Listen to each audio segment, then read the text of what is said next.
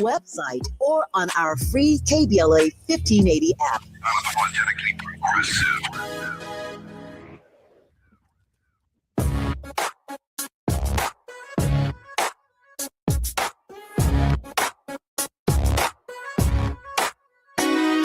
The Jesse Jackson Jr. Show. Oh, oh, oh, oh, oh. The Jesse Jackson Jr. Show. Oh, oh, oh, oh, oh. The Jesse Jackson Jr. Show. Oh, oh, oh, oh, oh. The Jesse Jackson Jr. Show. Oh, oh, oh, oh, oh. Come on and talk with me. Come on and listen to me. Come on and talk with me. Come on and listen to me. KBLA, Talk 1580, download the app.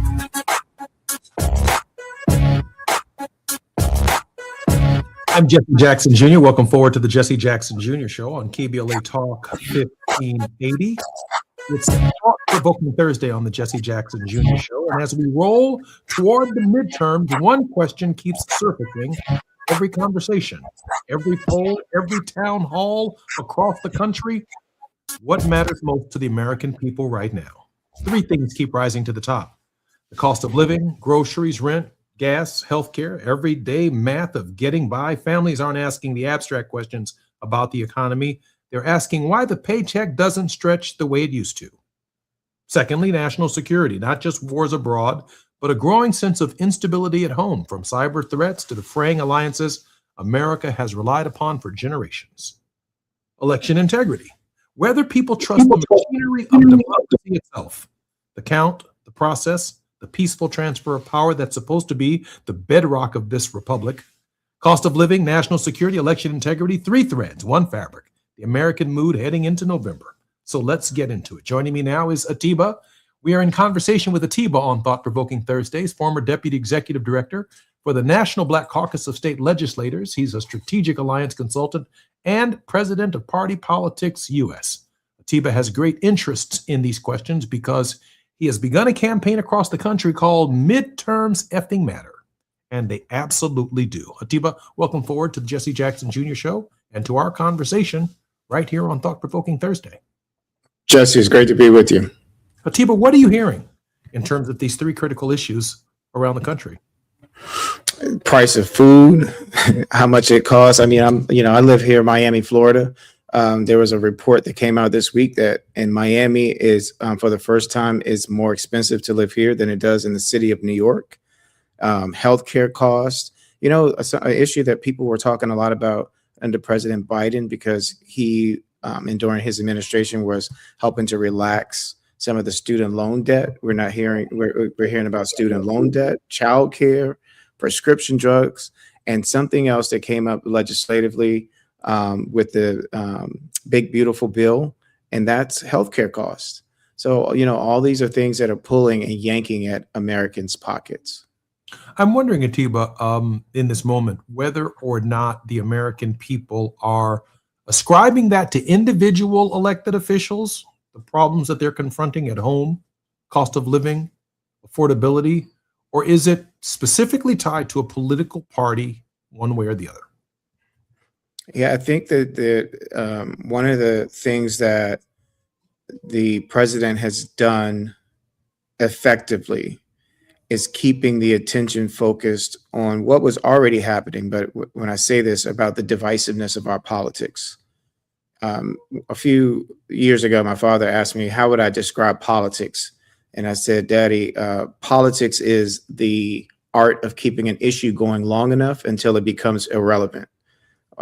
In some ways, I can look back and say, maybe I was wrong, because as we're going now, it just seems like it's relevant, but the politics continue to divide us in a way that we're not looking and seeing and identifying that the culprit is not necessarily the political parties. In some ways, the culprit is really about how we focus and get out of the identity politics of the moment and get out of the labeling part of it and really just say, I'm not going to vote for someone just because I like them. I'm going to vote because I'm going to do my part to find out where their positions are on the issues that most affect me. What I find that's interesting is that first, in some of these conversations, we have to arrive at a similar definition and agreement in conversation, or inevitably conversations fall apart and we start arguing.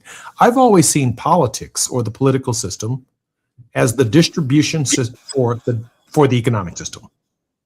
The political system is the distribution system for the economic system, because the political system gets to determine what a benefit is, whether it is a federal benefit or state benefit.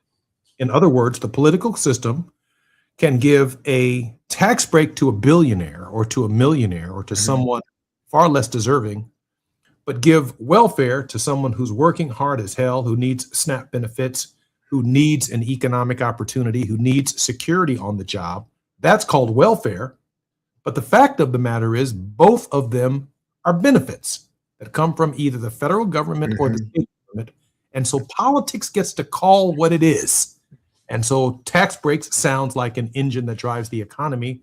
On the other hand, working men and women, some of whom are making $40,000 a year, $50,000 a year, if they're lucky, $60,000 a year, they're being told that they're not working hard enough. On this question of definition and the question of affordability, is it your opinion that these issues are being blamed on Republicans, blamed on Democrats, or people are looking at individual candidates saying, hey, I'm only voting because Atiba's on the ballot and I know he's going to do something about it? Yeah, I mean, in 2008, we had an excitement around the country and people came out to vote in masses because there was excitement on the ticket with President Barack Obama. I continue, you ask me, what do I hear? I continue to hear people say to me, well, there's no one on the ticket that excites me. And that, I've had to learn how to temper my response to that, because it does truthfully upset me, disappoint me, that the only reason why you will vote is because you're excited about it. And so that's something too that I think in terms of our politics that people have tapped into. In terms of where and what this country and what this is all meaning, it feels as if when I'm hearing my very liberal, progressive, Democratic friends talk about what they can't stand this democratic socialist element within the party, my question to them is, so you don't agree that in the wealthiest country in the world that there should be no poor people? Atiba? Yes, sir. Cost of living, national security, election integrity, 3 threads, 1 fabric, the American mood heading into November. We're having a conversation with Atiba. More on KBLA Talk 1580 when we come forward.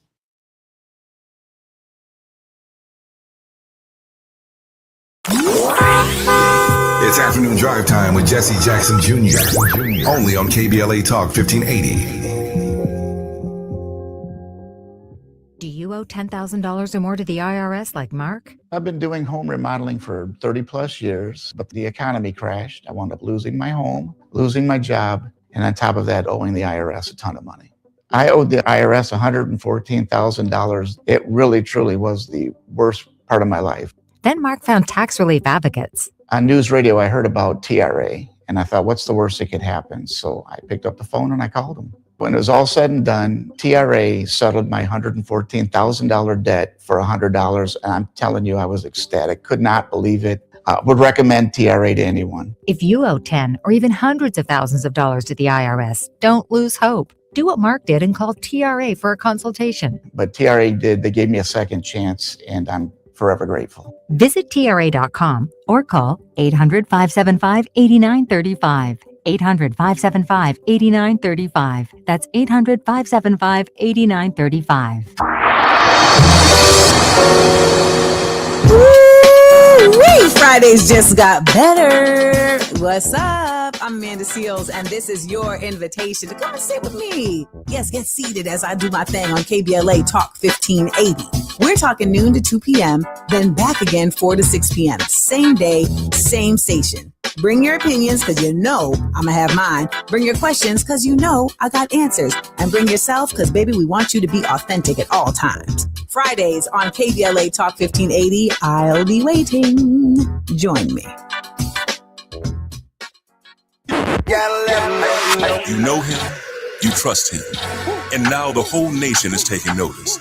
Talkers Magazine, the Bible of talk radio, has ranked Tavis Smiley number 14 on their prestigious Heavy 100 list. 100 voices, the most important in all of talk radio. Tavis has moved from number 45 to number 33 to number 16, and now he's in the top 15. Right here on your station. His is one of the most trusted, credible, and reliable voices in broadcast media today.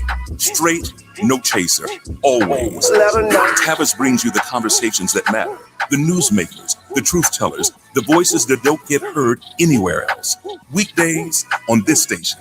This is what it sounds like when your community has a seat at the table.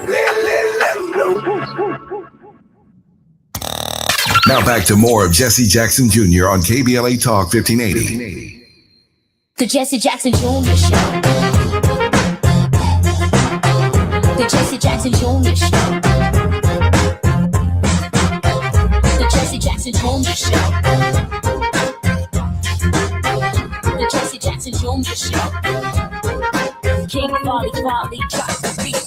Come on and talk with me. Come on and listen to me. Come on and talk with me. Come on and listen to me.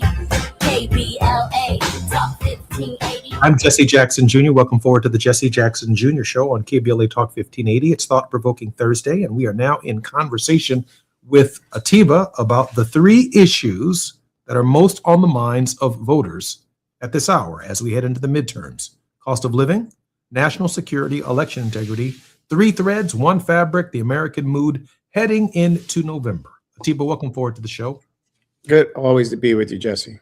Atiba, I guess I'm trying to find out whether or not we are saying that the issues of affordability from the Strait of Hormuz to the way in which the President of the United States has been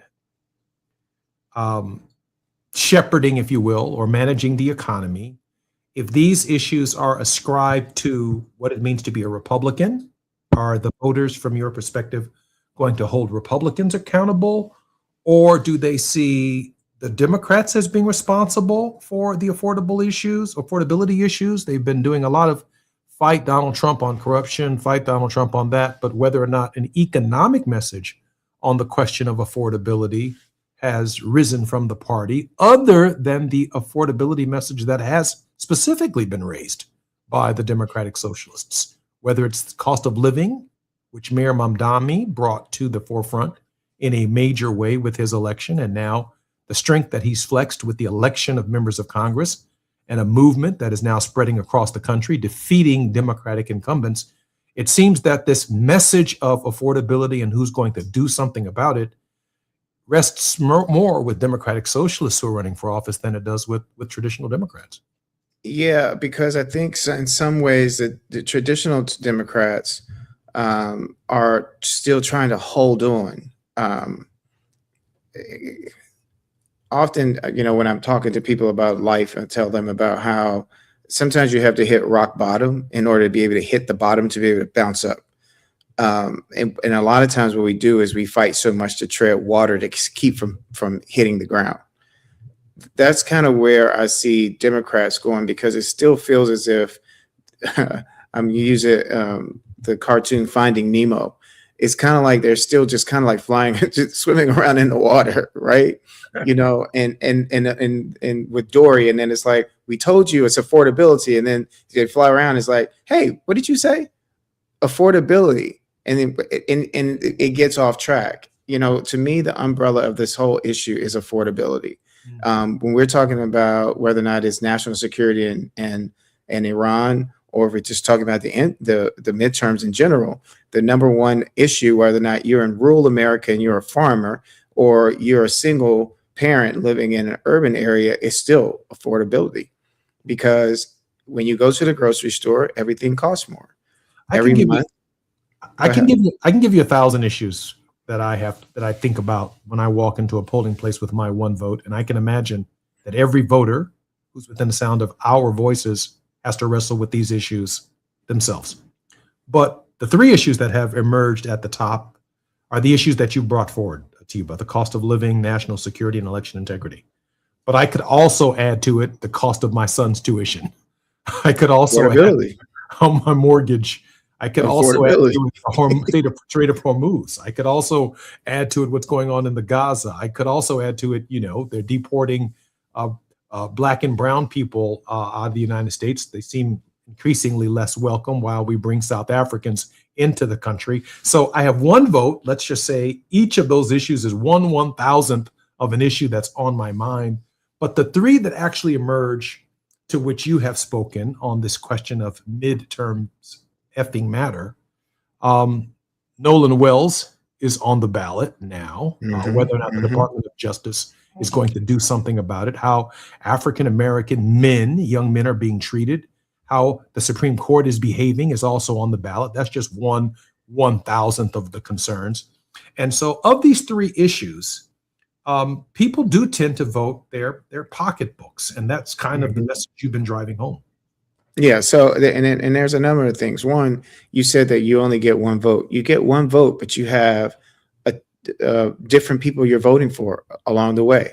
So when you're looking at who you're voting for Congress, the federal government tends to be where we're looking at. We need federal laws to protect our voting rights, but you still have state voting. You look at what happened with Nolan Wells. Yes, we would love to see that we had a civil rights division in the Department of Justice that's going to go in and do an appropriate investigation and give us some answers, but it doesn't feel that we have it that way. But still on the local level, when you vote for your city council, you vote for your mayor. What is the power of the mayor? The mayor appoints your police chiefs. your city council approves them.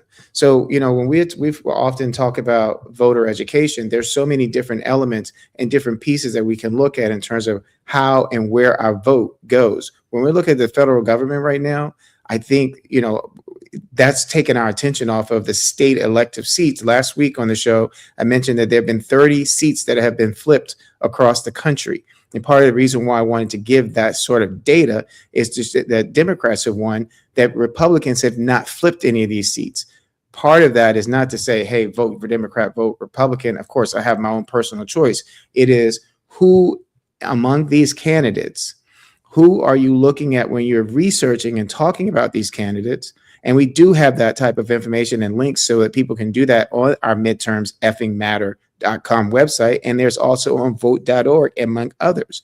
I'm mentioning this because often we're going into these voting precincts without being fully informed about who can do what, why I should vote for them on these particular levels, and how they have my best interest in mind.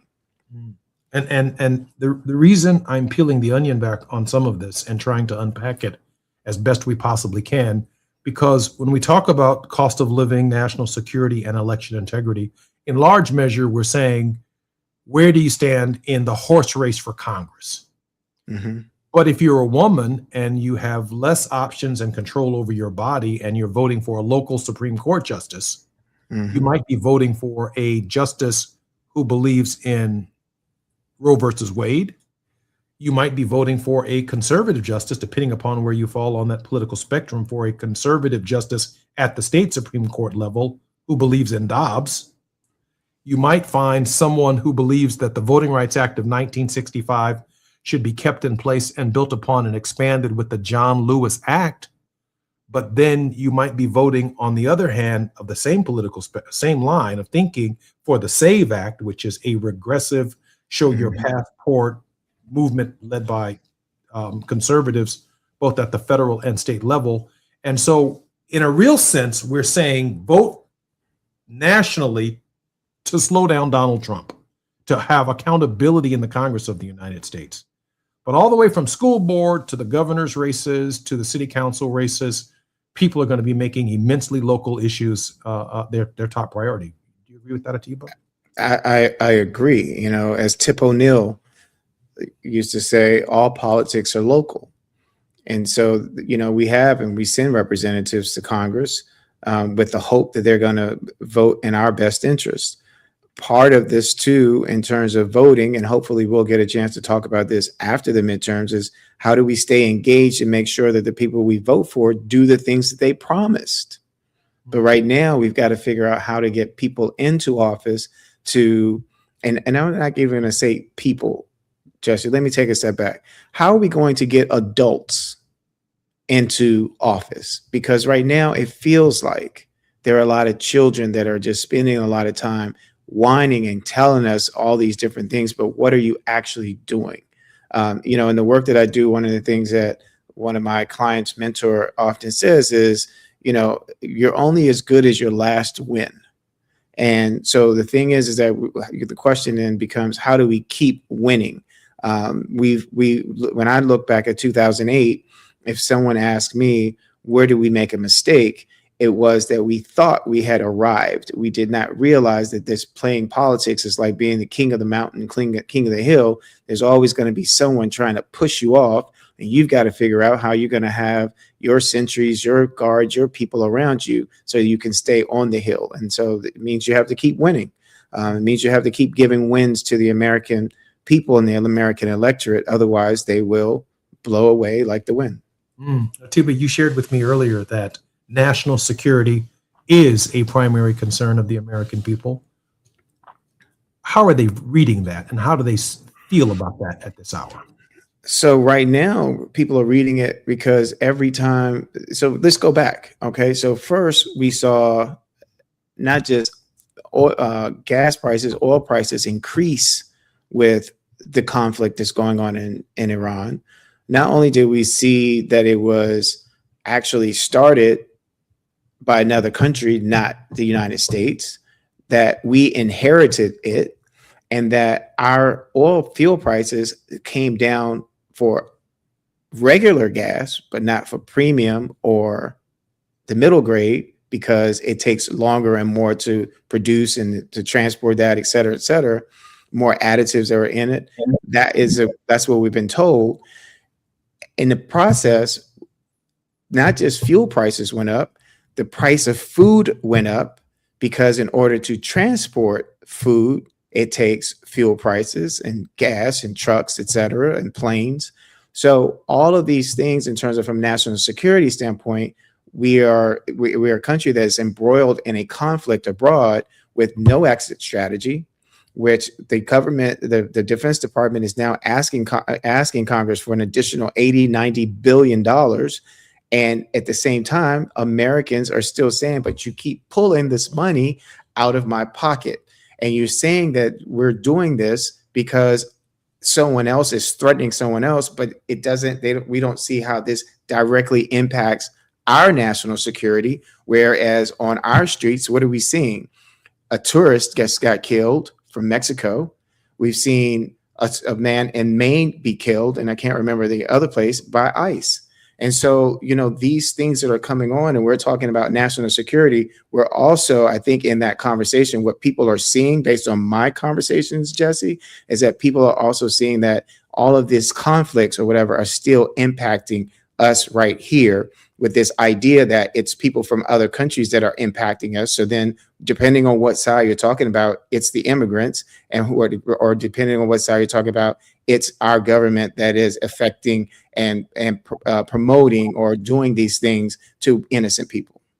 I do think, and I would just piggyback on that in terms of my own anxiety about voting, that the growing national security threat is definitely abroad, but there's also a growing national security threat domestically, with the groups that are practicing under the guise of the First Amendment racial supremacy and racial oppression. They are deliberately trying to undermine the franchise, not only in Robinson versus Calais, but we could have really, really contentious activity taking place at polling places around this country. Who should speak to that? The federal government, the state, the locals, when it is increasingly an emerging national issue? I was at a barbecue this weekend, and the questions, even though I keep trying to stay out of them about what's going on politically, sometimes I just kind of want to chill out a little bit. But it's a pressing issue, and I'm really appreciative that people want to bring it up and want to talk about it. First thing that I want to say, Jesse, is that I refuse to use the word supremacy in this instance, because it's racial insecurity. And every time we use it and use the word white in front of it, it to me builds up somebody else to make them think that they're better, and they're not. They are so freaking insecure. It's like sickening and angering. Two is, when I look back and I've talked about how the impact that the late Congressman John Lewis has had on my life and my emphasis on voting, it is that we are reliving, and I've said this and you've said this, we talked about this summer being hot. We are reliving history, historical things. I have relatives in I want to say 29, I can't remember the exact year, who was lynched. And when I went to the lynching museum and asked to see Plumber Bullock's name, they took me to his name, and it was woof. So every time I'm hearing about these young men right now, Nolan Wells, etc., it accelerates my desire for us to get the best people that we can into office. There is a reason why there was a lynching bill that went through Congress. There's a reason why people like Ida B. Wells wrote about lynching. And I might be jumping a little bit, but the reason why I'm saying this is that we have gotten angry at times about what is being taken out of our books, and it's up to us to tell these stories. I'm Jesse Jackson Jr., listening to Jesse Jackson Jr. Show on KBLA Talk 1580. More with Atiba when we come forward.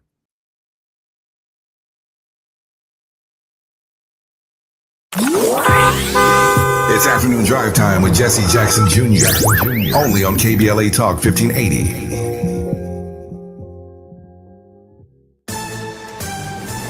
I'm Esther Dillard with BIN News Now. New details are raising questions about how a Dallas high schooler died. An autopsy ruled Daniel Irving's April drowning at Lake Ray Hubbard an accident, but 2 teens who were with him face charges for tampering with evidence. His mother says that's exactly the problem. Why would you throw away his clothes and delete messages and not even call his mother? For now, the ruling stands as accidental. The Irving family says they're not done asking questions. The Department of Education is investigating 5 medical schools for allegedly promoting diversity in their admissions and accused of racial discrimination. And Golden State Warriors guard Stephen Curry is making history at the Naismith Basketball Hall of Fame. He'll become the first active NBA player to get his own exhibit when Beyond Arc opens on Friday. Get BIN News Now on demand 24/7 on the iHeartRadio app.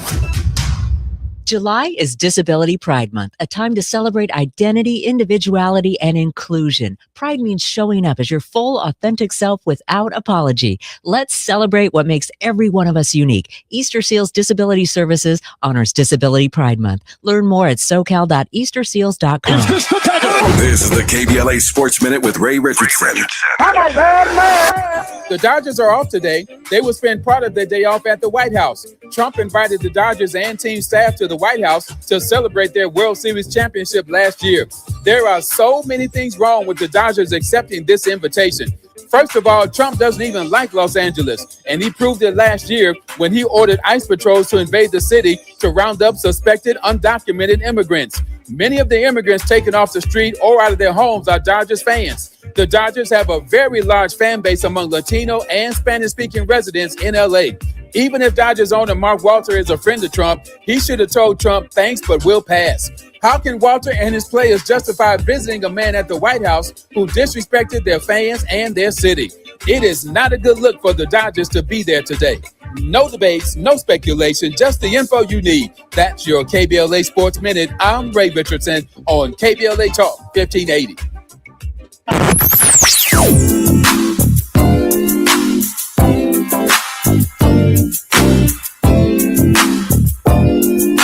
This is KBLA Talk 1580. Talk radio.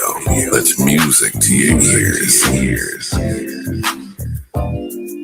We're unapologetically progressive. KBLA Talk 1580. Number 14. That's where Talkers Magazine ranked Tavis Smiley on their heavy 100 list of the 100 most important talk radio hosts in America. Join Tavis weekdays, 9 a.m. to noon or 9 p.m. to midnight. Only on KBLA Talk 1580. Oh no! Straight the roof down. Oh no, we have time. Please, God, save us. Save our house. Please, God, please. At KBLA Talk 1580, we haven't forgotten what happened Tuesday, January 7th, 2025. The trauma, processing the loss of our home. How do we address the compounding effect of the fire now more than 18 months later? I noticed one of my 3 children engaged in self-harm who hasn't been able to articulate the challenges that they've had since the fire. And 4 out of the 5 folks in our household are in therapy. 1 is not. And the one that's not is the one who I noticed with some marks on their person. This isn't okay. You need to talk to someone. Black historical memory keeps alive the stories and struggles of everyday people and communities. Black historical memory preserves truths that others attempt to erase, minimize, or distort. Black historical memory prevents history from repeating its worst chapters. At KBLA Talk 1580, we will never forget. Tune into Conversation Live, Altadena Rising with James Farr, weekends on KBLA Talk 1580. 1580.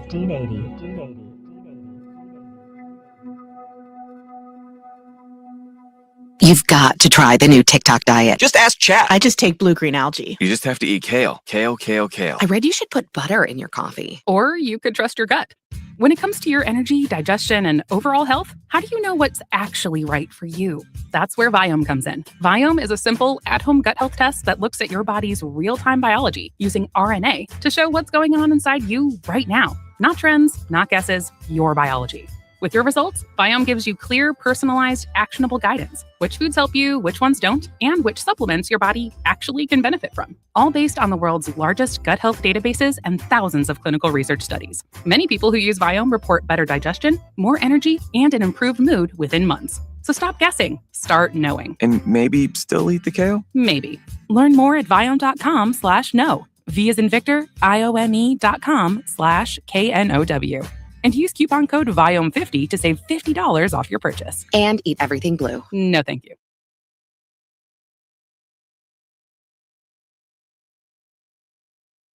Unapologetically progressive. You're listening to KBLA Talk 1580. We don't tell you what to think, just what to think about. You're listening to Jesse Jackson Jr. on KBLA Talk 1580. The Jesse Jackson Jr. Show. The Jesse Jackson Jr. Show. The Jesse Jackson Jr. Show. King Quality, drop the beat. Come on and talk with me.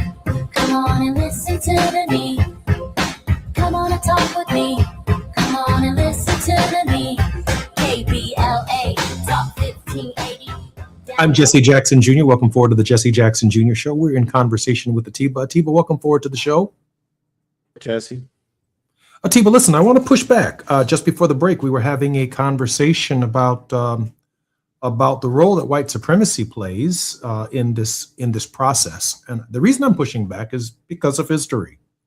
That at the end of First Reconstruction, the Ku Klux Klan as an organization is founded to terrorize Black people from going to vote.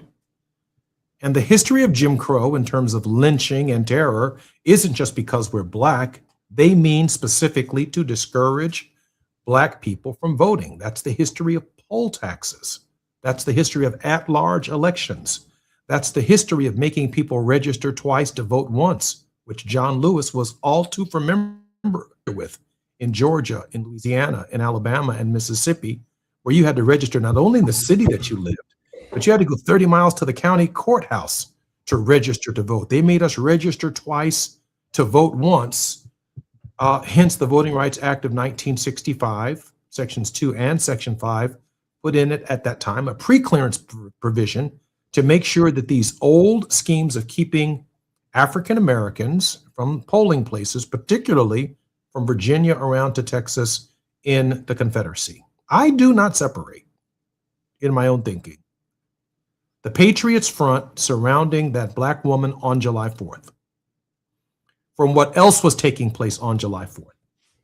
3 African American men, as we speak, their parents are grieving. Nolan Wells, Daniel Irving, and Tyler Smith are grieving and have lots of questions about hanging out with their white friends on the 250th anniversary of this country. And they did not come home that night. 3 of them. And it's been at least 2 years since I gave a speech in Gettysburg, Pennsylvania, shared with everyone that the 250th anniversary of the nation was coming forward, and that every single July 4th going forward from Gettysburg to the present has had a different iteration of what it means to be an American, with Lincoln having defined it on Gettysburg July 4th when he returned after the Gettysburg campaign to that great Union victory, reiterating and rededicating our nation to the idea that all men, and yes, women, are created equal. That has been a striving since at least 1863 in terms of the former republic. So I do see racial supremacy, white supremacy as a factor in why Black people may be motivated to vote greater in this election than they have historically. Yes, there are a lot of other issues taking place, but that one right there, the end of Second Reconstruction, is way atop the list, even though it may not show up in polling. Atiba? Yes. So Jesse, I'm going to pull on that one. And what I'm going to pull, and because you said you're going to push back, is that, you know, on this show, we are often saying things, and I'm saying things about language, and language matters. The same way that we said midterms effing matter, language matters. And as long as we continue to promote and to use a term of white supremacy, in my opinion, as opposed to identifying and recognizing it what it is, it's white insecurity that led to the Wilmington riots, for instance, which was a coup d'etat that happened in 1898. And it happened because from a mobbed, armed, white, insecure men. Because I don't believe that they have any supremacy over me, because my intellect, my mind will not allow me to believe. That's what So what I'm telling you. What they think. They think that they are superior to us. Jesse, I understand what they think. And it is up to us to use language to make them understand that they are not. And so every time we use the term, it emboldens them. Some of them look at, you call them a racist, and we think, oh, we're calling him out. That for them, it is a badge of honor. They want to wear it. And they want to wear it even more now because they know that it creates and incites fear in some of us. It is debilitating for some of us because when we hear it, Jesse, let me finish. Because when we hear it, it stops us in our tracks. If it didn't stop us in our tracks, I believe that we would have moved forward a whole lot more than when we have. And we have made incredible progress. We don't talk enough about it. But going back to Wilmington is considered to be the only time that an electoral coup actually happened in this country. And I would beg to say that I believe that one happened in 2024. But we've gotten so caught up in terms of talking about MAGA as being this white organization of people that is promoted by white supremacists, as opposed to talking about what happened in 2008 that led us to being able to elect the first American of African descent to be the president of the United States, because we're so caught up and stuck in the need to use language, as opposed to maybe we need to change our playbook because they understand how to use and how to beat us. They don't have any problem calling me or you a nigga. I'm okay. No. Hold on a minute. But we still call ourselves. But we still have.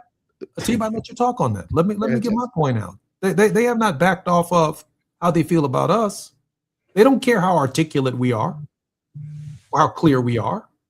This is about all of you smart Negroes getting advantages in our system that they can't take advantage of. That's why they're flipping the EEOC. That's why they're bringing it into second Reconstruction. Exactly, Jesse. What we're doing here is we're catering, like Lyndon Johnson said, to the lowest common denominator. And I get it. They need to be educated. I ran for Congress 9 times, 9 successful elections. I've never had to run for Congress running against racist supremacy. Those weren't on the ballot in my district or in my races for Congress. I've never had to use the term when I spoke 4 times to the nation at the Democratic National Convention when I had that opportunity. I mean, I know when it's right and when it's wrong. I mean, I can see, and I'm crystal clear on that. But the blatant way in which our people, however sophisticated it is now, where they may not be wearing a robe that is a hood, but are wearing a black robe, I think we have to call it what it is. And that's Obery Hendricks' point of view. That's Al Sharpton's point of view. That's Ben Crump's point of view. That certainly is my point of view. I believe it would be the position of Reverend Jackson. The mean-spiritedness with which they are approaching what has historically been a civil discourse can't be described in any other way other than what it is. And people of goodwill, white folks who think like you and me, people of goodwill, rather than you and I calling out what it is, they need to call out what it is. And they need to tell the truth about that behavior. That's where I am. And I'm not disagreeing that we don't need them to call it out. What I am saying is if you continue to do the same thing over and over again because you're expecting and you're just waiting, it's kind of like we're just crying, like, please, Massa, please, please, please call this out. There is a reason why when our Olympians went onto a stage and held their fist up and said Black Power, when they held it up and what we told, they were ostracized because there are those white insecure people that are afraid of us recognizing the power of who we are. It is the reason why, an organization like the Nation of Islam under Elijah Muhammad was successful in pulling people out of the gutter, of cleaning people out. Even the government recognized the nation and said, we need to look at this. They are the only ones who seem to be able to clean their own people up. We keep being so fixated on using and getting somebody to do what we want, as opposed to recognizing, I think our role is to lead the whole masses. That's what 2008 was about. I respect that. I'm Jesse Jackson Jr. You're listening to the Jesse Jackson Jr. Show on KBLA Talk 1580. More when we come forward with our conversation with Atiba in just a moment. It's afternoon drive time with Jesse Jackson Jr. Only on KBLA Talk 1580.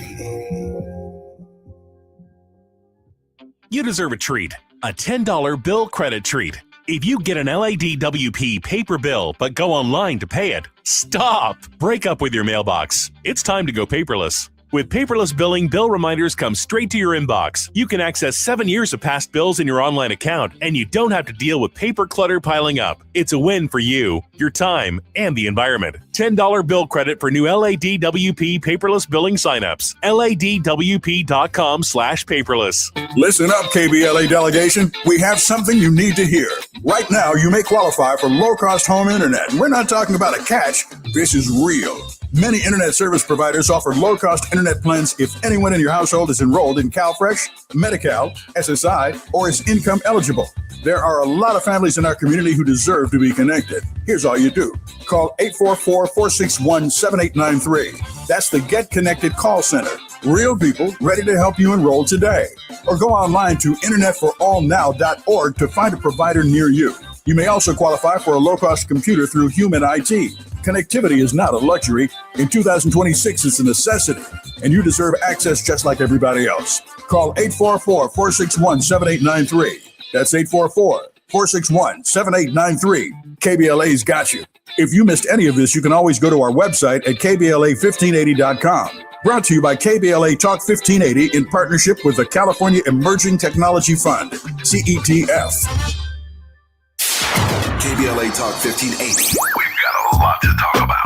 KBLA Talk 1580, connecting you with services and solutions. The Michael's Daughter Foundation is dedicated to inspiring youth and resilience through storytelling, arts, filmmaking, and enrichment programs for youth and families in under-resourced communities and system-impacted individuals. The Michael's Daughter Foundation is a 501c3 nonprofit providing free and low-cost arts programs to youth and families from under-resourced communities, both system-impacted youth and those affected by the incarceration of a loved one. 1 in 43 children in America have a parent incarcerated. 70% of those children are expected to end up in prison. Through filmmaking, animation, theater, and writing, they help young people express themselves, build confidence, and imagine new possibilities. Beyond the arts, they offer financial literacy workshops, emergency support, and scholarships. Because thriving takes more than talent, it takes access. To learn more about the impact of Michael Daughters Foundation and how you can be a part of the movement, please visit their website, michaelsdaughterfoundation.com. This is a community call to action from KBLA Talk 1580.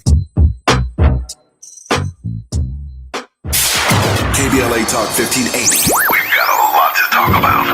Tired of being locked out of job opportunities and shut down by systemic racism? KBLA Talk 1580 stands with you in fighting for the rights of black workers, and we don't black down. The Los Angeles Black Workers Center is a dynamic alliance of workers, organized labor, community-based organizations, clergy, students, and scholars working collectively to improve the position of the black working class. The LA Black Workers Center takes a comprehensive approach to addressing the black jobs crisis. Their programs promote access to quality jobs, racial equity in hiring and retention, discrimination-free job sites, and they prepare black workers for employment in high-wage career track jobs. The LA Black Workers Center supports workers who need help protecting their rights on the job. They give workers access to quality jobs and remove systemic barriers to employment. And they are advocating for a fair deal for Black workers in the new Los Angeles City Charter. To sign up for free career readiness training, get involved in organizing, or learn about union apprenticeship programs and trade registries, please visit lablackworkercenter.org. That's lablackworkercenter.org. Together, we can beat the Black jobs crisis and build a more equitable Los Angeles. This is a community call to action from KBLA Talk 1580. Hi, this is Chris Holden, former mayor of Pasadena, former California Assembly member and CEO of LA Fire Justice. Join Chris Holden and LA Fire Justice for the 27th Annual Community Block Party and Resource Fair, Saturday, August 1st from 3 to 7 p.m. on the 500 block of East Jackson Street in Pasadena. Bring the whole family for an afternoon of live entertainment, games, activities, arts and crafts, and a special performance by Altadena's own Grammy-nominated R&B artist, John B. Hosted by James Farr of KBLA Talk 1580's Conversation Live Altadena Rising, Eaton Fire survivors can connect with local organizations, recovery partners, and speak with the LA Fire Justice team about your rights, their case against Edison, and how you can join them in the fight to hold them accountable and seek the compensation you deserve. Come, be part of an afternoon of community, connection, and support. LA Fire Justice is proud to sponsor Conversation Live Altadena Rising with James Farr on KBLA Talk 1580. Advertisement, Douglas Boxer, Law Office of Douglas Boxer, 221 East Walnut Street, Suite 100, Pasadena, California, 91101, with the attorney responsible for the content of this advertisement, Chris Holden.org. Now back to more of Jesse Jackson Jr. on KBLA Talk 1580. The Jesse Jackson Jr. Show. The Jesse Jackson Jr. Show. The Jesse Jackson Jr. Show. The Jesse Jackson Jr. Show. King Farley, drop the beat. Come on and talk with me. Come on and listen to me. Come on and talk with me. Come on and listen to me. KBLA Talk 15. I'm Jesse Jackson Jr. Welcome forward to Thought Provoking Thursday. We're in conversation with Atiba, who's worked as a TV political contributor for BNC News, The Heat, In the Know with Mo, The Leslie Marshall Show. He most recently was a guest host on Rising, an American Daily News opinion web series, and has also been a contributor with DC political newspaper The Hill. Atiba, welcome forward to the show. Hey, Jesse. Atiba, how can we support? Hey, Jesse, how can we support your work, Atiba? Hey, Atiba, how can we help? How can we support you? Now you got me hot off of that last segment. Now you're gonna ask me. Now you're gonna ask me to share something. He's trying to cool me down. That's not right. That's some street stuff right there. I know that move. I know that move. How can we support you, man? I just ask people. It's not about supporting me. It's about supporting us as a country. And we have a lot of issues that are going on. I know, Jesse, you guys do a great job every day of the week of talking about these major issues. What we like to do is ask you to go to midtermseffingmatter.com. You can check your registration. You can register to vote. There are links there that you can go and find out who's on your ballot, where to go to vote, and most importantly, research and find out the candidates that you want to vote for. What are their positions on the issues that are affecting you? And the issue that we keep hearing over and over and over again, and I'm going to be in Chicago this weekend on Saturday until Tuesday for the Asian Pacific American Caucus of State Legislators is having their annual meeting. The National Hispanic Caucus of State Legislators is having their summer meeting, and the National Black Caucus of State Legislators is having their executive committee meeting. And then the National Conference of State Legislators, the larger body of state legislators from all over the country, of more than 7,000 state legislators, are going to be convening in Chicago for their annual meetings. And over the course of that, there's going to be a number of policy issues that are going to be discussed, and speakers, et cetera. So what I mention all those to say that those people get into office because we go and vote. And if you're upset and you're disappointed about the things in the direction that the country is going, please vote, make a plan, find out when your primary is. Right here in Miami, our primary is August 18th. But in your states, find out, have your primaries already passed? Are they coming up? Who's going to be on your ballot? And mark November the 3rd on your calendar. Find out, can you mail in your ballot? Find out where your polling place is. Find out who is on your ballot and make sure to know who to vote for from the top to the bottom of your tickets. Vote, vote, vote. I have one more question, or maybe it's just a point that I want to make before we get to Atiba's word of hope, but he can certainly respond, because I'm not going to back up off of my point of view, and I've never asked anyone to back up off of where they are. So my remarks, my thoughts are wholly my own, not those of KBLA and not those of Atiba, but they are certainly mine and mine own. But I don't care what anybody says. I think CQ Brown is more qualified than Pete Hegseth. That's where I am on that now. CQ Brown, the 4-star African-American general that Pete Hegseth fired, that Negro's been shining his shoes for 60 years, spit shining. His spine is so straight, he knows how to salute. He knows the Star-Spangled Banner. He knows America the Beautiful. He knows all of the songs. His suits are perfectly tailored. His stars are perfectly aligned on his shoulders, his ribbons, his medals. CQ Brown. That Negro right there has earned the right to be called a patriotic American. Fought in wars, led conflicts, along with all of the black generals, male and female, that Pete Hegseth fired or did not promote, whose performance I saw and we saw before Senate committee just yesterday was so abhorrent and so unacceptable, including the questions that he refused to answer from the United States Senate.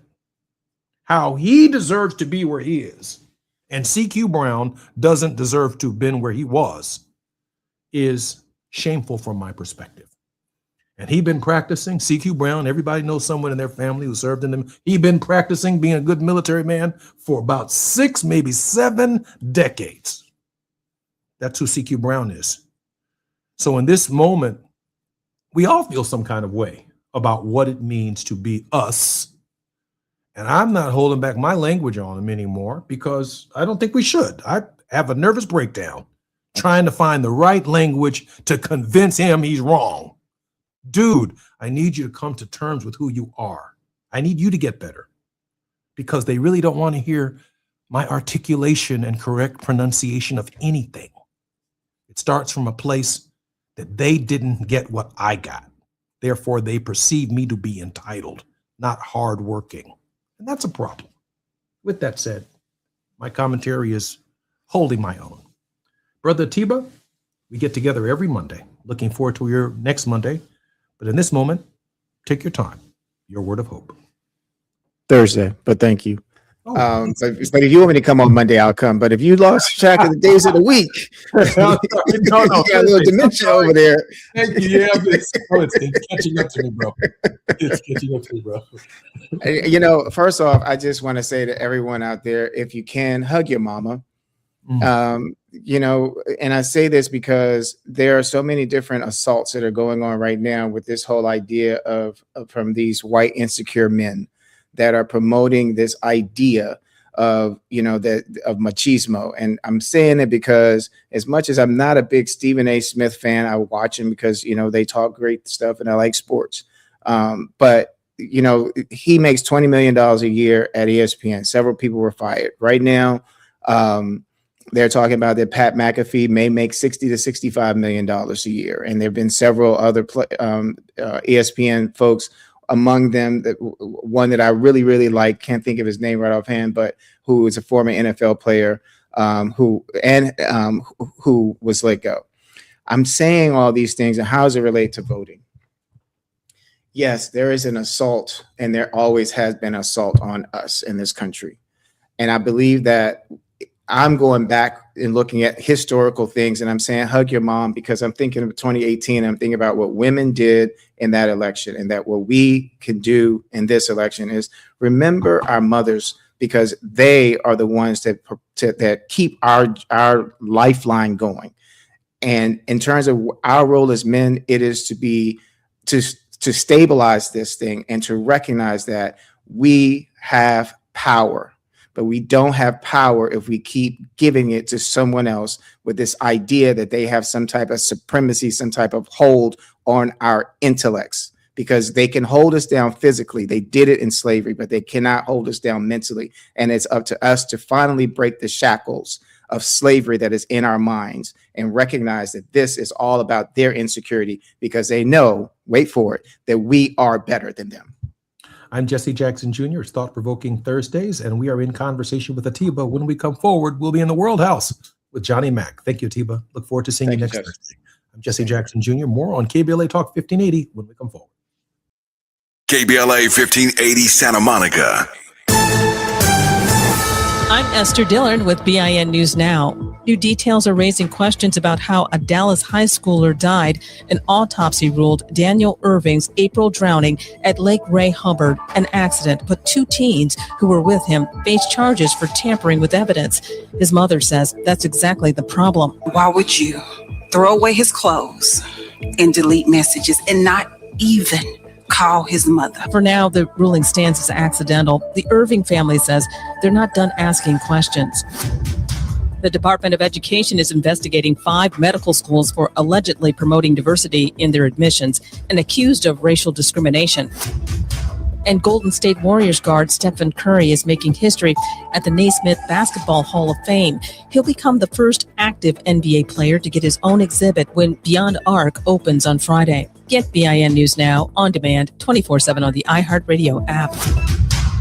July is Disability Pride Month, a time to celebrate identity, individuality, and inclusion. Pride means showing up as your full, authentic self without apology. Let's celebrate what makes every one of us unique. Easter Seals Disability Services honors Disability Pride Month. Learn more at socal.easterseals.com.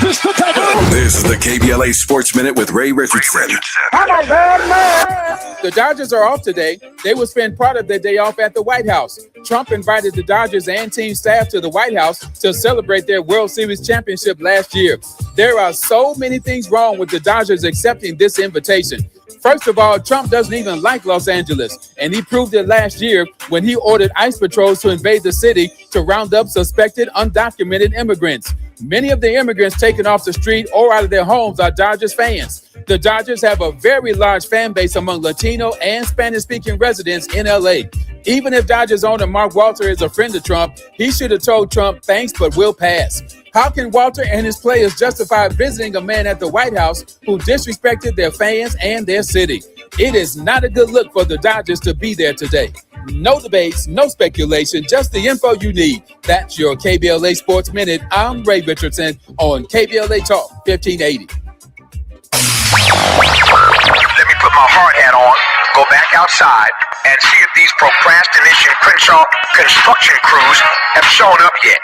I'm saving space for grace, but if these trucks don't show up soon, well, you already know. Destination Crenshaw, your time is up. With a KBLA Talk 1580 editorial, I'm Tavis Smiley. KBLA Talk 1580 and Bethesda Temple Church invite residents, churches, businesses, and community leaders along the Crenshaw corridor to join a vitally important community conversation Thursday, July 30th, 6:30 p.m. at Bethesda Temple Church, 4909 Crenshaw Boulevard. For years now, this community has been living with unkept promises and the devastating effects of the unfinished Destination Crenshaw construction project, leaving residents, businesses, and churches to deal with myriad problems, including the loss of parking, restricted access, traffic congestion, and a lack of emergency vehicle access when it matters most. For years now, Procrastination Crenshaw has directly contributed to the loss of customer revenue for local Black-owned businesses and, sadly, has forced the closure of some businesses along this 1.3-mile corridor. For years now, churches have been experiencing decreased attendance due to the elimination of parking, and social service programs for vulnerable fellow citizens have been altogether halted. For years now, residents have watched their quality of life erode, and nothing has been done about it. If they think they can get away with treating Black folk like second-class citizens, they better think again. You better think about what you're trying to do to me. This town hall meeting is a reckoning, a public witness an opportunity for impacted community members to share their experiences for the public record as we prepare to hold those responsible accountable for this enduring nightmare. So please join us Thursday, July 30th, 6:30 p.m. at Bethesda Temple Church, 4909 Crenshaw Boulevard. This town hall meeting is free and open to the public, but registration is required at KBLA1580.com. With a KBLA Talk 1580 editorial, I'm Tavis Smiley, and as always, we welcome your feedback.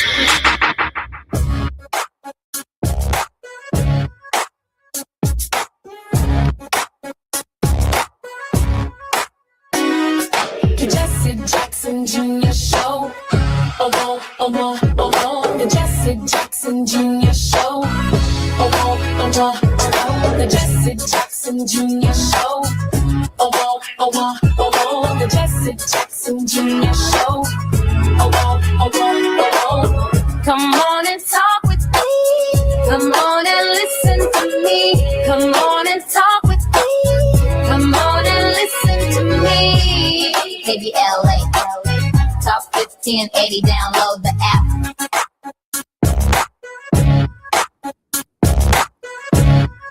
I'm Jesse Jackson Jr. Welcome forward to the Jesse Jackson Jr. Show on Thought-Provoking Thursdays. We're in the World House with Johnny Mack, but I'd like to begin the first segment with a brief editorial of my own. Part 1, Temptation of Retribution. There's an old warning, older than this republic, that the fire built to consume an enemy has a way of consuming the one who lit it. It's a warning America has needed before and needs it again now. The danger is not that the nation lacks the will to fight for its constitution. The danger is in that fighting, it becomes the very thing that we set out to defeat. Quick to retribution, slow to restoration, and in that imbalance, unrecognizable to itself.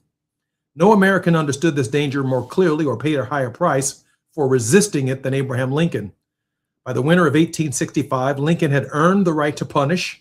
The Confederacy had lost and cost the Union more than 600,000 lives. He had every political justification to demand vengeance. Instead, in his second inaugural address, he called the nation towards something almost unbearable in its generosity. With malice toward none, with charity for all. He did not say the Confederacy had been right.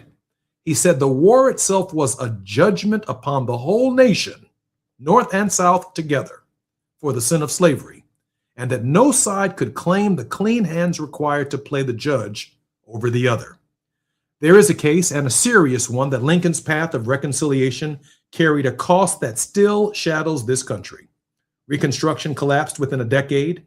The absence of a reckoning, real land, real accountability, real consequences for the Confederate leadership left space for the lost-cause mythology to take root, and that mythology has never fully released its grip on the South or on the nation's memory itself.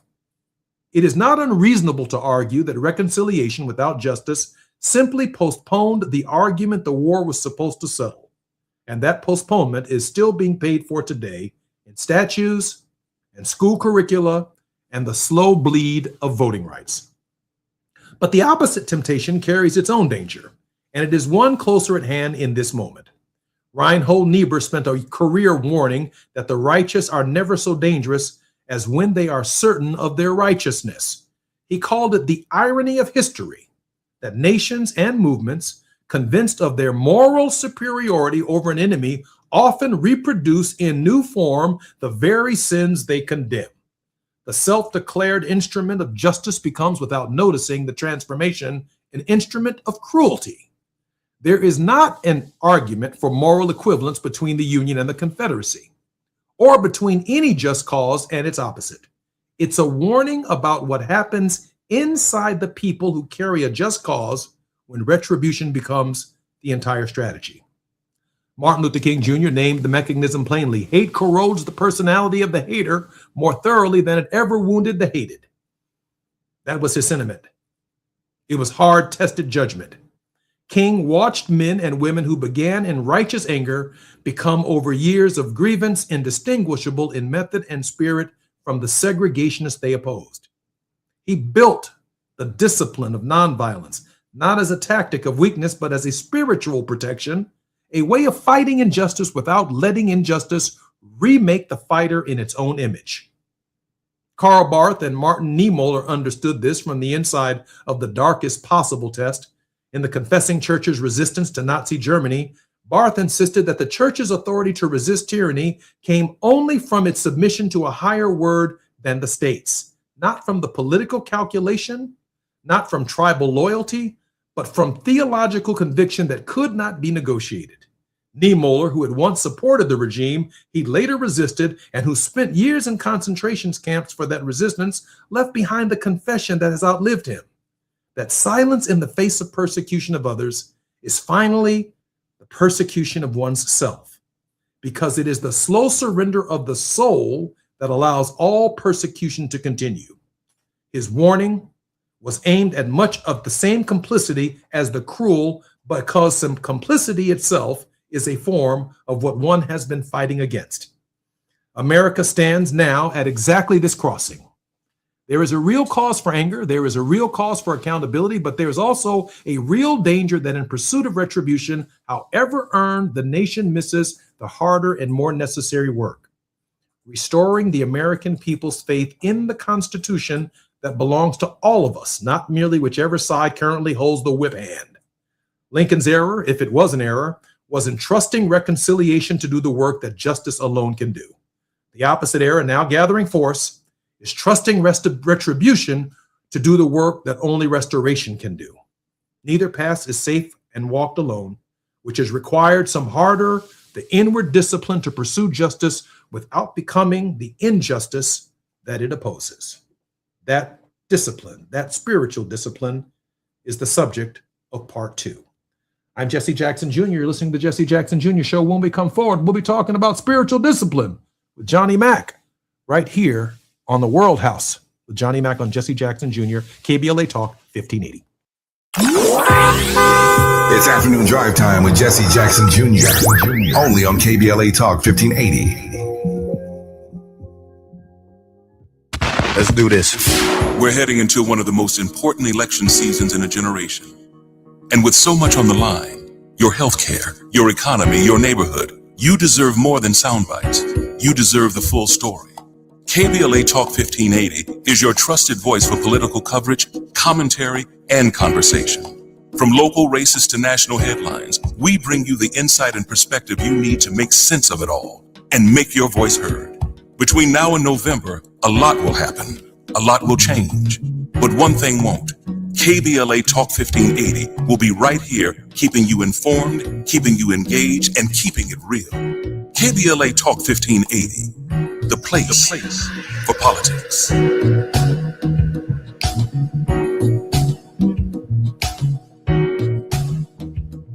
Do you owe $10,000 or more to the IRS like Mark? I've been doing home remodeling for 30 plus years, but the economy crashed. I wound up losing my home, losing my job, and on top of that, owing the IRS a ton of money. I owed the IRS $114,000. It really, truly was the worst part of my life. Then Mark found tax relief advocates. On news radio, I heard about TRA, and I thought, what's the worst that could happen? So I picked up the phone and I called them. When it was all said and done, TRA settled my $114,000 debt for $100, and I'm telling you, I was ecstatic. Could not believe it. Would recommend TRA to anyone. If you owe 10 or even hundreds of thousands of dollars to the IRS, don't lose hope. Do what Mark did and call TRA for a consultation. But TRA did. They gave me a second chance, and I'm forever grateful. Visit TRA.com or call 800-575-8935. 800-575-8935. That's 800-575-8935. You ready? Drop it! 2 shows, 1 Friday. All Amanda Seals. What's up, y'all? Catch me here on KBLA Talk 1580. First from noon to 2 p.m. And if you miss me, I'm back 4 to 6 p.m. See, this is where the conversation gets real. Ooh, and it gets good. So don't miss it. Fridays only on KBLA Talk 1580. Now back to more of Jesse Jackson Jr. on KBLA Talk 1580. The Jesse Jackson Jr. Show. The Jesse Jackson Jr. Show. The Jesse Jackson Jr. Show. Junior Show. King Volley, drop the beat. Come on and talk with me. Come on and listen to the me. Come on and talk with me. Come on and listen to the me. KBLA Talk 1580. Download that. I'm Jesse Jackson Jr. Welcome forward to the Jesse Jackson Jr. We're now in the World House with Dr. Johnny Mack, social entrepreneur, scholar practitioner with expertise in areas of peace, conflict, and social change movements. He's traveled everywhere, the Americas, Africa, Asia, Europe, and the Middle East, working in the fields of peace, development, conflict, nonviolent social change. His seminal work, After Confrontation, Then What?, challenges the putative logic of nonviolent social change theory and practice. Dr. Mack's thinking and advice is sought after by leaders all over the country and around the world. His research includes extensive study of Martin Luther King Jr.'s logic of nonviolence and the U.S. civil rights movement. Dr. Mack, welcome forward to the Jesse Jackson Jr. Show and to the World House with Johnny Mack. How are you, Doc? I'm doing well, Jesse. Thank you. Thank you. Thank you very much for being here. Dr. Mack, I'm struggling today with this idea that Dr. King saw nonviolence not just as a tactic, but as a vaccine, as a way to inoculate ourselves from becoming what we were fighting against. And he had witnessed and experienced men and women in the struggle who in the fight became bitter unto themselves, seeking retribution, unlike, let's say, Lincoln after Gettysburg. He recognized that going forward with new race relations in the South, and I make that distinction, that Negroes in the South are different than Negroes in the North, and maybe we don't make that distinction enough because the oppression in the South was from a sheriff who lived right next door, and from a lawyer who was the judge and the lawyer and the constable, all living right there in the same neighborhood. We knew exactly who the Klan were. Why? They were nasty in the grocery store when we went to get our eggs. They're nasty people when we tried to buy our milk. They were the ones that told us we didn't have a right to sit in these seats. And we knew exactly who they were when they rode up on their horses and in their sheets. Even though they wore their sheets, we knew them to be our neighbors. And at the end of the day, we still had to live with these people who were discouraging us and keeping us from voting. We knew exactly who they were. And that's different in the South than if you were a Negro who grew up in the North. With that said, Dr. Mack, there's always this possibility that we can become exactly what we are fighting against at the spiritual level. Dr. Mack, Dr. King must have given that considerable thought. Yes, of course. Dr. King, a man of faith first, held that faith dearly and believed in the very basic principles of human dignity and worth, because for King, we were all created equal, created in the image of God. And that in and of itself provided what our Constitution might call inalienable rights. So human dignity and liberty were fundamental values of King's logic of nonviolence, Jesse, I think. And so he held dear his faith, his belief in the arc of justice, or the arc of the universe that bends toward justice. And in many respects, he believed, I think, that that arc is the will of God and the inevitability. At the same time, though, Jesse, we have to recognize that King was as pragmatic as he was faithful, as much as he was a believer in the Christian ethic of love. And he recognized that not everyone held that same faith that he held. And so he approached nonviolence not only as a call to faith and belief in the inevitability of God's will for humankind, but he also believed in nonviolence as a very practical way of human beings rationally working through their differences. And so I think that balance, King is the epitome of the dialectic, in my judgment, as he would bring two ideas together and create a synthesis of those ideas. Johnny, if the first danger is that the fighter becomes the thing fought, then the second question follows immediately: what protects a person or a people from that transformation? The answer offered across at least a century of moral witness, from Howard Thurman to Viktor Frankl to Dr. King, is not a strategy. It was, from my perspective, an inward discipline cultivated before the battle and then sustained you through it, without which no outward victory could be trusted to hold.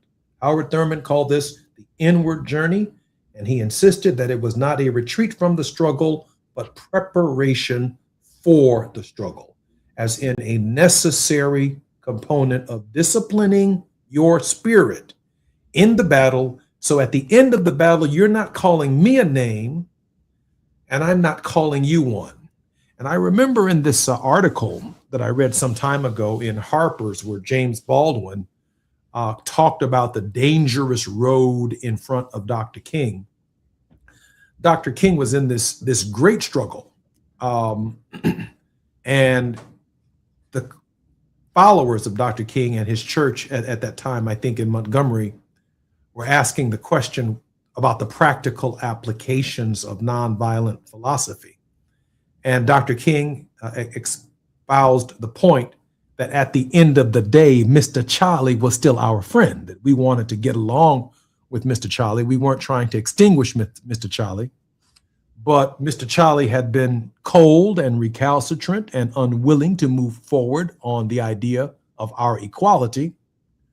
So he posits this kind of humorous narrative where he says to Mr. Charlie, asked him the question, Martin, what do you think about Negroes fighting for their freedom? And what do you think about them fighting for justice? Dr. King responded, I think it's a worthy fight, Mr. Charlie. How do you feel about it? Mr. Charlie said he felt some kind of way about the Negro fighting for his justice, because his Negroes down here in Alabama wasn't a problem. He's concerned about them northern Negroes. And Dr. King then turned to Mr. Charlie and he said, I appreciate your concern, Mr. Charlie, but if there's anything you can do, because you're so powerful down here in the South, to guarantee the Negroes equality by 9 o'clock tomorrow morning, we would be grateful, Mr. Charlie. If you could make justice roll down like righteousness and water like a mighty stream by 9 o'clock tomorrow morning, because you have that kind of power down here. Of course, the congregation fell out laughing, but the point still holds that Mr. Charlie was rigid in his ways. But at the end of the day, Dr. King wanted Mr. Charlie to learn something about Mr. Charlie. Does that make sense, Johnny? And the way in which he approached Mr. Charlie was a factor in the way in which he knew that Mr. Charlie ran the grocery store, ran the bank, ran everything in the community. And at the final analysis, even if equality did come, we still got to work with Mr. Charlie. Well, Jesse, you said there's a bunch to unpack in the story that you present to us, and how King approached the so-called Mr. Charlie of that day. And there's so many ways to think about it. One of the ways I think that's most relevant today is that inferred and maybe even explicit in your comments is that the world we live in is Mr. Charlie's world. And it's a world created by Mr. Charlie. And certainly during that time, in the mid-20th century and just before it, during slavery, through Reconstruction, on through Jim Crow, and then into the modern civil rights movement, the world created by Mr. Charlie was challenged. And King understood that. King wanted Mr. Charlie to understand that this very world that he controlled, he had an opportunity to change if he would. Yes, the so-called Negro had his work to do, but Mr. Charlie and his family, his friends, his community had work to do as well, Jesse. He didn't let Mr. Charlie, you're saying Dr. King did not let Mr. Charlie off the hook. Oh, absolutely not. So the transformation wasn't around Mr. Charlie. It included Mr. Charlie. Absolutely. Absolutely. And not only did it include Mr. Charlie, but King was really after what Mr. Charlie had created. That is, the world as they knew it then. And I would argue, Jesse, the world as we know it today. That is, while it does require a reconciliation, a restoration, it also requires a certain reconstruction. And Mr. Charlie had to then and must now participate in a reconstruction of the social order itself, of the world as we know it. And King was arguing that Mr. Charlie had to understand that, yeah, Mr. Charlie, you can make whatever change you want tomorrow morning if you have the will, if you have the heart, if you have the mind, if you have the commitment. It's not just up to the Negro. You have your part to play. I'm a bit baffled in this era because we've gone from Jim Crow to Jim Crow Esquire. Mr. Charlie's a very, very sophisticated modern American. He's college educated. He may not be wearing a white robe, but he's wearing a black judicial robe. He may find himself on the Supreme Court, Federal Court of Appeals, or state courts of appeals. And key provisions of the Constitution of the United States mean nothing to Jim Crow Esquire. He is fighting. He is fighting the 14th Amendment to the Constitution. He is strengthening states' rights over voting over the idea of a federally protected right that is consistent across all states. Mr. Charlie today supports the SAVE Act. Yes. Johnny? Yes. Fighting Mr. Charlie today is different than fighting it in 1956. In many respects, it is. It is indeed.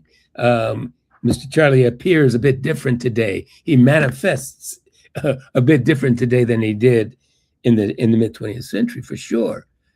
But Jesse, I think we have to be careful about metaphors here, and what we understand should be the change we seek. How we effect, how we realize that change. If we're expecting the heart of Mr. Charlie to change, we might be waiting an awfully long time for that heart to move. And so, while I understand, the conversation that we're having today, and your desire to discuss what Charlie's role is, let's keep in mind that King is not relying on Charlie to have a change of heart. He understands that the very structures of society have to change. And he also understands, Jesse, that we can't rely on Charlie to change those structures in society. That we ourselves and those people of faith, people of conscience, joining hand in hand, have to work diligently, indefatigably, to change the social order. We do that through voting. We do that through direct action and marching and so many other ways and means. So we all have a part to play. Dr. King said something to the effect that while I may not be able to change Mr. Charlie's heart, I can change the law. And if the law will reflect Mr. Charlie's inability to lynch me, he said, I feel pretty good about that. As long as the law restrains Mr. Charlie, I may not have to rely entirely on his heart in terms of a personal transformation, but the very structure under which Mr. Charlie operates, clandestine, in the dark, insider deals, operating the economy and keeping folk without benefits, in such a way that it was worthy of looking at larger measures, a stronger federal government that had the power to reach into a state like Alabama and Mississippi or Louisiana or Tennessee or Arkansas, to reach into a state and help young children get to school so they could have an equal high quality education.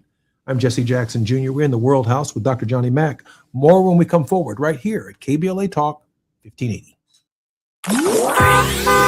It's afternoon drive time with Jesse Jackson Jr.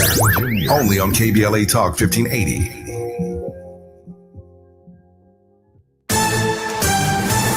I'm Esther Dillard with BIN News Now. Prosecutors say a Los Angeles murder case comes down to dollars and cents. They allege singer David, whose real name is David Burke, killed 14-year-old Celeste Rivas Hernandez to protect his career worth millions. Patrick Steinfeld is the attorney representing the victim's family members. That was a bit of a jaw drop for the family. The Black singer's money manager testified Burke earned at least $10 million between 2023 and 2025. New Jersey just banned a grocery pricing tactic that most shoppers don't know exists. Governor Mikey Sherrill signed a law stopping delivery platforms from using your data to set a custom price. She says it comes as families pay $310 a year more at the grocery store. And Tyler Perry Studios is teaming up with Synapse Virtual Production to transform its Atlanta soundstage by year's end. Get BIN News Now on demand 24/7 on the iHeartRadio app.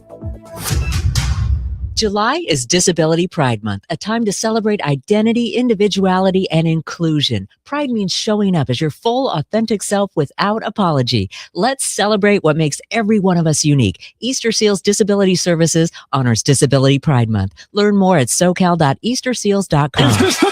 This is the KBLA Sports Minute with Ray Richardson. The Dodgers are off today. They will spend part of their day off at the White House. Trump invited the Dodgers and team staff to the White House to celebrate their World Series championship last year. There are so many things wrong with the Dodgers accepting this invitation. First of all, Trump doesn't even like Los Angeles, and he proved it last year when he ordered ICE patrols to invade the city to round up suspected undocumented immigrants. Many of the immigrants taken off the street or out of their homes are Dodgers fans. The Dodgers have a very large fan base among Latino and Spanish-speaking residents in LA. Even if Dodgers owner Mark Walter is a friend of Trump, he should have told Trump, thanks, but we'll pass. How can Walter and his players justify visiting a man at the White House who disrespected their fans and their city? It is not a good look for the Dodgers to be there today. No debates, no speculation, just the info you need. That's your KBLA Sports Minute. I'm Ray Richardson on KBLA Talk 1580.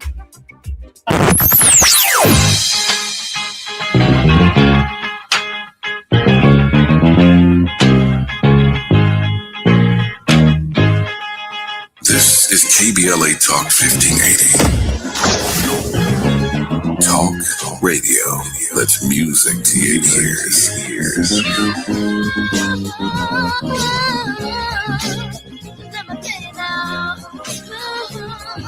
We're unapologetically progressive.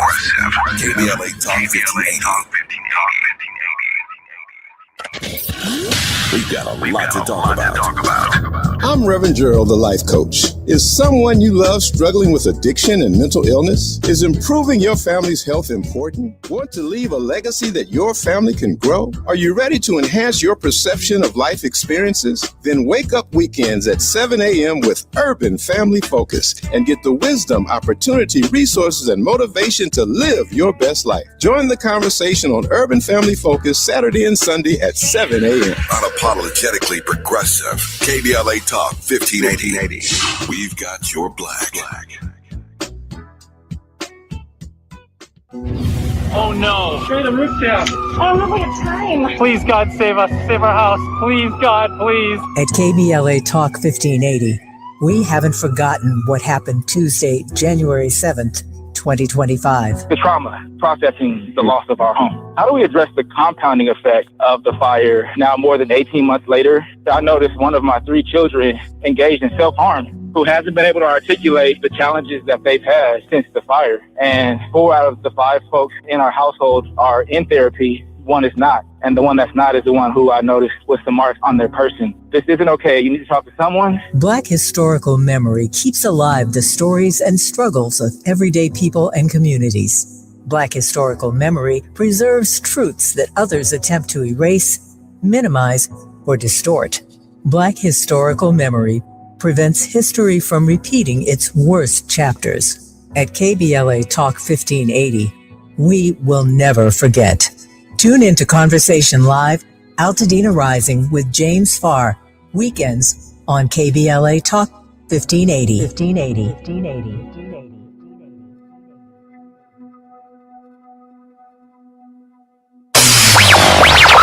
Let me put my hard hat on, go back outside, and see if these procrastination Crenshaw construction crews have shown up yet. I'm saving space for grace, but if these trucks don't show up soon, well, you already know. Destination Crenshaw, your time is up. With a KBLA Talk 1580 editorial, I'm Tavis Smiley. KBLA Talk 1580 and Bethesda Temple Church invite residents, churches, businesses, and community leaders along the Crenshaw corridor to join a vitally important community conversation Thursday, July 30th, 6:30 p.m. at Bethesda Temple Church, 4909 Crenshaw Boulevard. For years now, this community has been living with unkept promises and the devastating effects of the unfinished Destination Crenshaw construction project, leaving residents, businesses, and churches to deal with myriad problems, including the loss of parking, restricted access, traffic congestion, and a lack of emergency vehicle access when it matters most. For years now, Procrastination Crenshaw has directly contributed to the loss of customer revenue for local Black-owned businesses and, sadly, has forced the closure of some businesses along this 1.3-mile corridor. For years now, churches have been experiencing decreased attendance due to the elimination of parking, and social service programs for vulnerable fellow citizens have been altogether halted. For years now, residents have watched their quality of life erode, and nothing has been done about it. If they think they can get away with treating Black folk like second-class citizens, they better think again. You better think about what you're trying to do to me. This town hall meeting is a reckoning, a public witness, an opportunity for impacted community members to share their experiences for the public record as we prepare to hold those responsible accountable for this enduring nightmare. So please join us Thursday, July 30th, 6:30 p.m. at Bethesda Temple Church, 4909 Crenshaw Boulevard. This town hall meeting is free and open to the public, but registration is required at KBLA1580.com. With a KBLA Talk 1580 editorial, I'm Tavis Smiley, and as always, we welcome your feedback. You're listening to Jesse Jackson Jr. on KBLA Talk 1580. The Jesse Jackson Jr. Show. The Jesse Jackson Jr. Show. The Jesse Jackson Jr. Show. The Jesse Jackson Jr. Show. King Quality drops the beat. Come on and talk with me. Come on and listen to me. Come on and talk with me. Come on and listen to me. Jackson Jr., welcome forward to the Jesse Jackson Jr. Show on KBLA Talk 1580. We are in the World House with Dr. Johnny Mack. Johnny, welcome forward to the World House. Thank you. Thank you, Jesse. Johnny, how can we work and support your work? Well, our website is the best place to go to learn about our work and to support it. There you can make a tax-deductible contribution or donation to the World House Project, which is a international nonprofit organization. The website is theworldhouseproject.org. Again, theworldhouseproject.org. Johnny, I want to pivot slightly from the conversation we were having before the break, and that conversation now includes Nolan Wells, Daniel Irving, and Tyler Smith, 3 young African-American men who on or about or around July 4th lost their lives. And I don't separate the climate within which they lost their lives from the Patriot Front surrounding that African-American woman on July 4th on their way to march in downtown Washington, D.C. The stage has been set. The climate has been set for a particularly violent period in a new form that may present itself behind the spirit energy that is dominating the nation at this hour. Johnny, I think Dr. King would recognize that spirit energy and he would do something about it. What he would do, I don't know. But help us better understand where we find ourselves at this hour.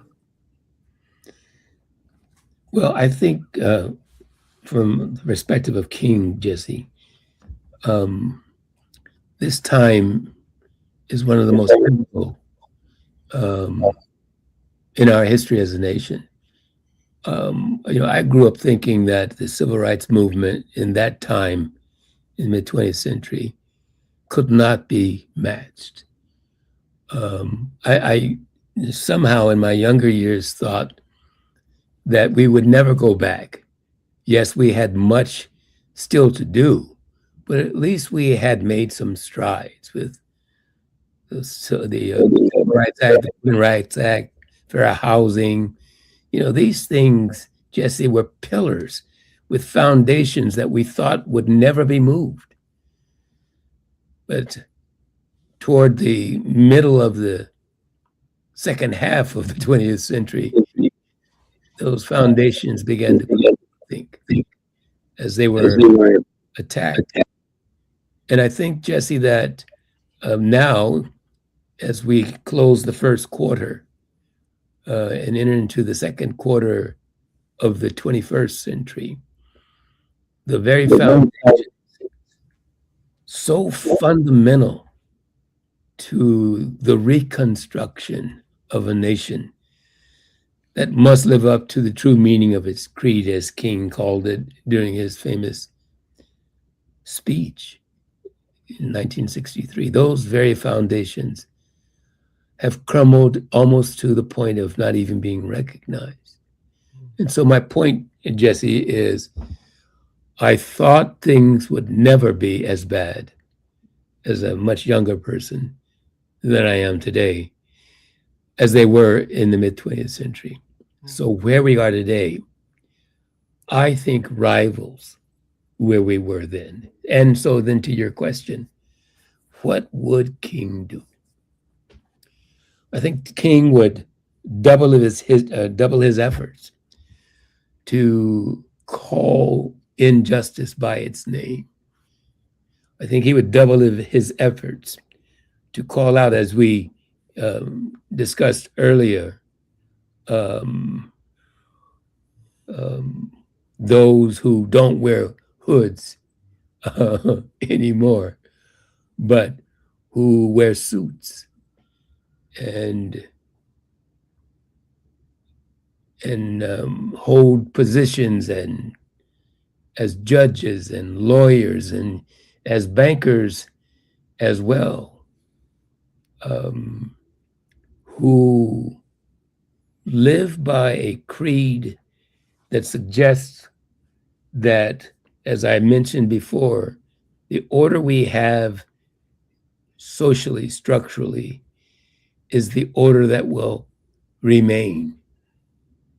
And King would double his efforts, finally, to call the nation to reordering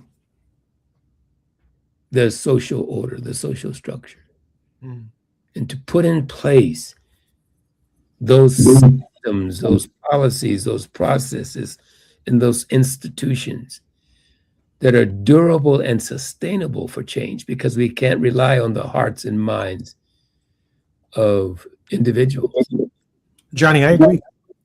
I agree, and I don't know a person who could articulate it more than where Dr. King would be. Of course, we don't know for sure exactly where he would be, but if there was a person who could lay out that articulation, I think you just did. But let me be candid. I think that midterms are about stopping Donald Trump. And I'm under no illusion that that's what Democrats going to Washington, D.C. intend to do. I don't think this election is about passing the John Lewis Voting Rights Act. I don't think this election is about third Reconstruction. I don't think this election is about racial justice and fairness for all Americans. I don't think if legislation made it out of the House of Representatives into the Senate and made it to Donald Trump's desk that he's going to guarantee health care for all between now and 2028. I don't believe that we're going to be able to, without the president's signature, unless we have some significant number of congressmen and a significant number of United States senators, reestablish and restore the Department of Education consistent with Brown versus the Board of Education. I don't think that's going to happen between now and 2028. What I anticipate is an extremely frustrating period when, after we so-called stop Donald Trump, the issues that you just articulated and that Dr. King, I believe, would be standing for will not be advanced by the election and by the political order, because in large measure, one, Dr. King is not here to articulate it and galvanize the national media space necessary to articulate a broad vision. I've not heard that vision from any of the other candidates other than from you on this radio show here at KBLA. At the same time, Johnny, I am not suggesting that we do not vote. Man, we need to stop Donald Trump. I get that. But at the same time, we need to be able to walk and chew bubblegum at the same time. I'm Jesse Jackson Jr. We're in the World House with Johnny Mack. More on KBLA Talk 1580 when we come forward. While you're stuck in traffic, we can at least bring you up to speed on the news of the day. You're listening to Jesse Jackson Jr. only on KBLA Talk 1580.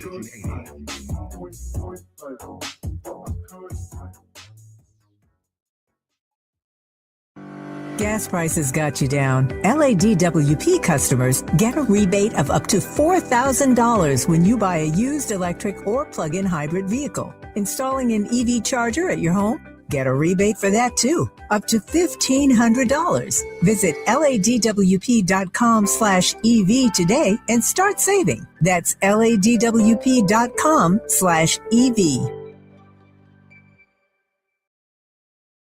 Roger and Tracy saved over $18,400. Cynthia was recovering from a family tragedy and saved over $10,300. If you are drowning in debt, then call Debt Blue. Debt Blue is a professional debt negotiation firm with over 20 years of experience helping people pay back a fraction of what they owe. Learn how to cut your debt up to half or maybe more. Be debt-free in 24 to 48 months, even with bad credit. With an A+ rating from the BBB, you can rest easy knowing Debt Blue is going to deliver guaranteed debt reduction. Debt Blue offers a success guarantee. You pay nothing unless your debt is reduced or completely resolved. That's right. You save money or it's free. Call now for significant debt relief and a free consultation. 800-200-8879. That's 800-200-8879. You don't have to declare bankruptcy. This program works if you owe $10,000, $20,000, or even $100,000 in debt. Call for your free consultation today.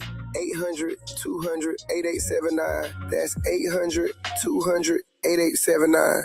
KBLA Talk 1580. We've got a lot to talk about. KBLA Talk 1580, connecting you with services and solutions. At the heart of the Al Wooten Center's mission for good citizenship and academic excellence is a desire to ensure that every student avoids the kind of lifestyle and overcomes the kinds of challenges that led to the murder of Al Wooten Jr. In 1990, founder Myrtle Fay Rumpf opened the center in honor of her son's life. In 2026, they are serving more than 300 students in grades 3 through 12 annually online and on site at their youth center and other sites in the South LA area. The Al Wooten Jr. Youth Center takes a neighborhood approach to the revitalization and empowerment of a community in crisis. The Wooten Center provides free after-school and summer programs to help students in grades 3 through 12 attain grade-level proficiency and promotion, high school graduation, and college and career access and success. The Al Wooten Center focuses on academics, STEM, the arts, and so much more. Join them for an enriching experience that sparks creativity and nurtures young minds. Tap in at WootenCenter.org. That's WootenCenter.org. This is a community call to action from KBLA Talk 1580. KBLA Talk 1580. We've got a lot to talk about. KBLA Talk 1580, connecting you with services and solutions. Created with a share of the 1984 Olympic Games surplus, LA 84 began operations in 1985 as a grant-making and educational foundation. Today, the LA 84 Foundation supports hundreds of nonprofit youth sports organizations throughout Southern California annually, trains coaches, commissions research, convenes conferences, and maintains the world's premier Olympic and sports library collection. They are transforming lives and communities through the power of youth sports. To find out about youth sports programs for yourself or your child, and to get information about the grants and support they offer to schools and nonprofits, or if you want to make a donation, please visit la84.org. That's la84.org. Or you can call them at 323-730-4600. This is a community call to action from KBLA Talk 1580. If you have unfiled taxes or are in debt to the IRS, this is important news. Did you know the IRS has programs specifically designed to help people struggling with tax debt? Powerful tax assistance programs that can save you thousands if you qualify. No one knows these programs better than the experts at Optima Tax Relief, America's most trusted tax resolution firm. A-rated by the Better Business Bureau, their award-winning tax attorneys and licensed professionals have resolved over $3 billion of tax debt for their clients. One call to Optima can start the process, helping to put an end to your worries about wage garnishment, asset seizure, and other aggressive IRS actions. Find the best options to solve your tax problems. Call the experts at Optima Tax Relief today for a free consultation. Call 800-919-9077. 800-919-9077. 800-919-9077. Optima Tax Relief. Some restrictions apply. For complete details, please visit OptimaTaxRelief.com. Now back to more of Jesse Jackson Jr. on KBLA Talk 1580. The Jesse Jackson Jr. Show. The Jesse Jackson Jr. Show. The Jesse Jackson Jr. Show. The Jesse Jackson Jr. Show. King Quality drops the beat. Come on and talk with me. Come on and listen to the me. Come on and talk with me. Come on and listen to the me. KBLA Talk 1580. Download the app. I'm Jesse Jackson Jr. Welcome forward to the Jesse Jackson Jr. Show. We are in the World House with Dr. Johnny Mack, social entrepreneur, scholar, practitioner, who rearticulates nonviolence beyond the traditional understanding of nonviolent struggle as principally nonviolent resistance. Dr. Mack, welcome forward to the Jesse Jackson Jr. Show. Always good to be here. Thank you, Jesse. Dr. Mack, you know we're going to have your word of hope at the end of the program, but I do want to ask you a couple of other questions because I'm trying to get in the right space, and I want to make sure that our listening audience is in the space with us. I don't see, when we talk about the beloved community or the World House that you and I articulate every week, I don't see that as the focus or the thrust of, let's say, the J.B. Pritzker for President campaign. I don't see how Rahm Emanuel for president gets us there. I don't see, beyond the anger and some of the tactics that I think have been very convincing politically, how the governor of California, Gavin Newsom, gets us to what we talk about every Thursday. Mm-hmm. I don't see it from or understand how Pete Buttigieg gets us there. And I'm not saying that they can't. I'm not saying that they too can't go through the kind of transformation that I believe in the fire Lincoln went through, where literally, like Johnson, He may have started one way, but by the end of his presidency, to save the union, there is not only a political transformation, but there is this inward malice towards none personal transformation that the present fighters, if you will, the fighters that Democrats are demanding. We want someone to fight for us. We're not hearing from the Democratic Party. We want the antithesis of what Trump is, and we want it now, which means we've had to give up something in our own souls and in our own spirits that Dr. King himself and Howard Thurman himself and Martin Niemöller and Viktor Frankl themselves provided for us a path to inoculate ourselves from becoming them and from becoming that which we are fighting. Mhm. Help me in the face, Dr. Mack. Jesse, it's a difficult conversation. But we have to have difficult conversations. And we have to face realities. We only have about 4 minutes to answer your question. And it's such an important question. And it's a conversation that we should have with your listeners and continue. Jesse, there have been 6 Republican presidents since the assassination of Martin Luther King Jr. There have been 4 Democratic presidents since the assassination of Martin Luther King Jr. Your point that you don't see, you mentioned all Democratic candidates or potential candidates. You don't see the change coming.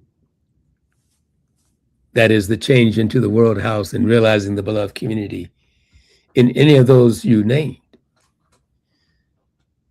I agree with you. Perhaps for different reasons. I often and almost always talk about the social order, Jesse, because I don't think we as a people fully understand how important the social order is, how resilient the social order is, how difficult it is to change the social order, and how deterministic the order itself is. Just think about it. The election process itself, our democratic system is so designed that it determines even before we vote who we will vote for. The people don't determine who we will vote for in terms of our two-party system. The process determines it, and that process is not one where individual citizens directly determine who they want as candidates. And from there on, throughout the entire voting process, Jesse, you know this better than I, the process in many ways, dare I say it, is rigged in certain ways. And until and unless we come to grips with a system that is designed to maintain the status quo, I want to slam my desk in order to make this point. Until we fully understand how that system is designed to change the status quo, we can never change it, and we'll always have the same. That's a real challenge, Jesse. I'm hopeful. I think the truth sets us free. Mm-hmm. And I struggle sometimes with the highs and the lows of life, from the mountaintop to the valley. And so I know that Dr. King also struggled with the highs and the lows of life, and that depression, that space that can only be defined as a valley in the human consciousness.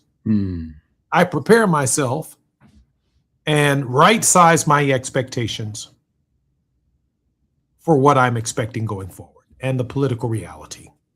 We are sending a crop of people to Washington in November, and we must send a new crop of people to Washington in November to stop Donald Trump. Yes. But to stop Donald Trump is not the presence of what Dr. Mack espouses every Thursday on this program. I also believe in that. I also believe in reconstructing the nation, but also reconstructing and transforming the spirit of the nation itself. Hmm.